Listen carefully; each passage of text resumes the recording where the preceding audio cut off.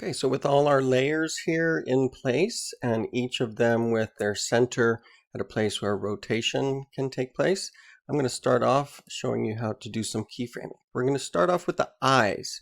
So I'm going to expand the transform properties of eyes and I'm going to zoom in. So I'm going to go up to 100% so we can see that a little better.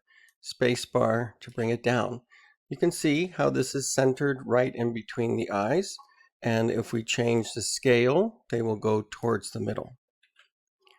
What we want to do is unlock the horizontal and vertical scales so that we can do just the vertical. I'm going to set a keyframe at 100%. Go forward just a few frames. Dragging this forward can be way too long for the kind of blink that we want to do. So I'm just going to go 1, 2, 3, 4, maybe 5 frames and reduce this number.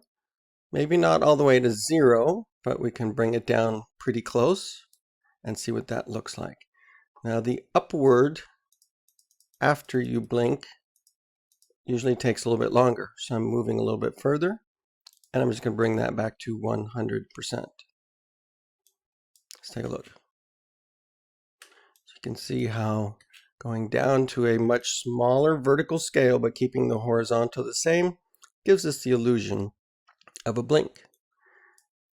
Now this being an animation set of keyframes, I can press U on my keyboard whenever I have keyframes and it will show you just the property that was keyframed.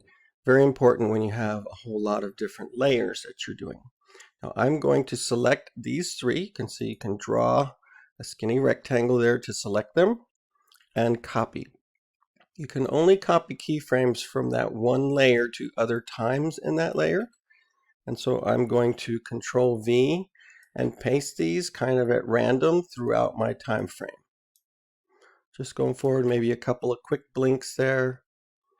One over here. Pressing home on my keyboard will take me back to the beginning and let's see what that did. We get a little blink. Kind of a sleepy blink. If you want to make changes afterwards, we now have 5 or 6 of these to change. So if you want that blink to go a little faster, we could bring these closer together. It also adds a little bit of randomness to how long those blinks, and you may not want that. A blink is usually a set amount of time.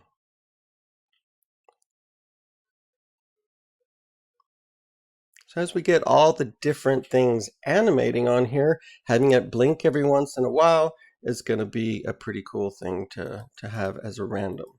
So you can see that I'm clicking on the little mountain here that zooms out. There's a slider as well, and you can zoom in and zoom out. That's how we do that here in After Effects. I call it Big Mountain and Little Mountain, just so that you can zoom out. We could copy all of these and paste them again and just have it blinking throughout the entire sequence. So Control C. So you want to be pretty sure of what you're doing to make sure that you really want it to blink the whole time. You can always come back and delete those keyframes, of course.